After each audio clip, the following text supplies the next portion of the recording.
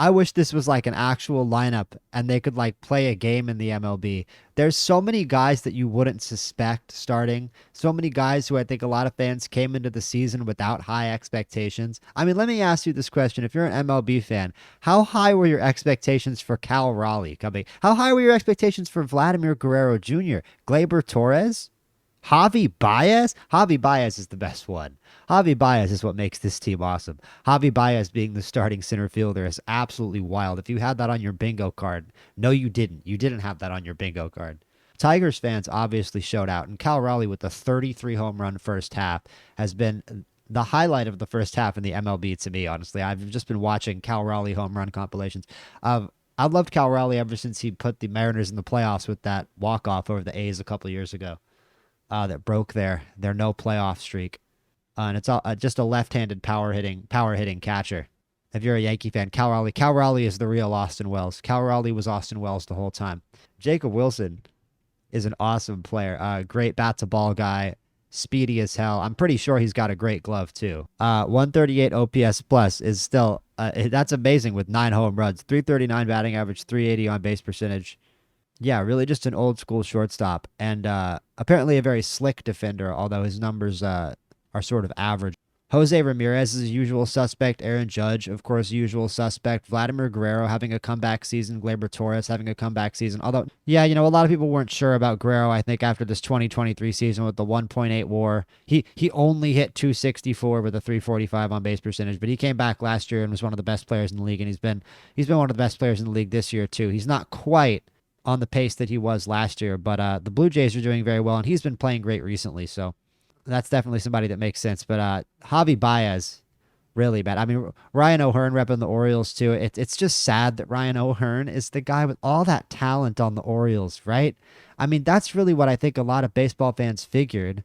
I think there's a lot of guys on the Orioles that you'd figure would slot in here. There's a few teams that are obviously missing their big stars from the American League. But yeah, Javi Baez, maybe it's a torpedo bat, who knows? But he's found that bat to ball again. He's found that power stroke again. Gone from being a negative 1.1 WAR player to being on track for over 4 WAR this year. He's coming off a successful hip surgery, so he's playing.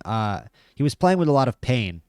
I think people have assumed in these seasons where he really struggled, which is a shame because it was really the prime of his career. But he's got a chance now with a better physical health to really make something of his 30s on what seems to be a Detroit Tigers team that's very well equipped to win, and is actually my favorite in the American League this year over my own Yankees. I have very little faith in my Yankees to beat this Detroit Tigers team, to be honest with you. It just seems like the kind of team that the Yankees like to lose to in the early rounds of the playoffs. Young team, hungry team, good pitching, bat to ball heavy, rally dependent lineup. It's a ballpark with big power alleys. We're just going to give up some big clutch 2-run triples to these dudes in Game 5 of the ALDS or Game 3 of the ALCS or something. I just have a bad feeling about the Tigers this year. I think the Tigers are going to knock us out of the playoffs, and I think Javi Baez and Gleyber Torres and Riley Green and all of the guys who are all-star starters are going to be a big part of the reason why. Not really sure about Gleyber Torres at second base. He hasn't had that great of a year. 279 with 9 home runs. I don't know if that's necessarily second base all-star numbers. At least according to ESPN, there aren't even that many second basemen that qualify. And among them, Gleyber Torres, at least by wins above replacement, would be the best. It'd be a little rough, Marcus Semien being an all-star starter with only 9 home runs at 238. Gleyber's at least hitting 279. But the Tigers are a dangerous team, man. They hit really well for average, obviously, and they pitch really well. And I think with Javi Baez and with Gleyber Torres, there's just dudes on that team that perform better when they're winning. Gleyber Torres and Javi Baez are both those kind of dudes, although I don't know if Gleyber Torres has ever been on a bad team. So the AL just in general a little thin at second base. There's so many teams with so many resources in this league that the All-Star team looks like kind of a feasible, realistic major league lineup. Like, I feel like this could be a major league team. You know what I mean? This could just be an MLB lineup. Cal Raleigh, Vlad Guerrero, Gleyber Torres, Jose Ramirez, Jacob Wilson, Aaron Judge, Baez, Green, O'Hearn. Aaron Judge makes it a little OP. Aaron Judge does make it seem like an all-star team. Like having Aaron Judge is the superstar though, right? this feels like an actual just regular MLB team, and I think that's really cool. I've never really seen that in an All-Star team before. I imagine when I go look at the NL All-Stars, it's just going to look like the Dodgers starting lineup. But there's just a notable lack of Red Sox, notable lack of Yankees, and I think another thing, there's three starters from the AL East, four from the Central, and two from the West. It's not an AL East show like the American League All-Star team always tends to be. And even though I'm a fan of an AL East team, I think that's a really cool thing. I think that's a cool improvement. And just for posterity, here's the NL team. And yeah, it's completely loaded. I mean, the NL team's probably going to win the All-Star game, but the AL has a cooler team. So that's what really matters. That's what really counts. Everybody knows that.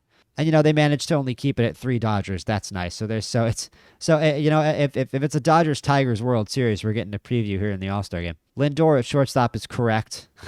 Freeman at first base is correct. A lot of these guys are just, I mean, Pete Crowe-Armstrong deserves all the flowers. This the Cubs outfield, Tucker and Pete Crowe-Armstrong. Yeah, it's nice to see the Cubs have a resurgence, but when you have a star like Pete Crowe-Armstrong, that's understandable.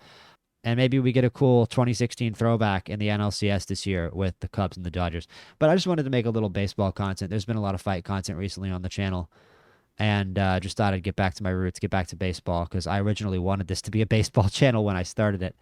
And I saw the American League All-Star team and just figured it would be cool to make a video about what I think is one of the more interesting All-Star teams I've seen, even if they get blown out 15-0 in the All-Star game by what is an absolutely loaded National League team where I think the worst starter is Ketel Marte, which is really kind of insane.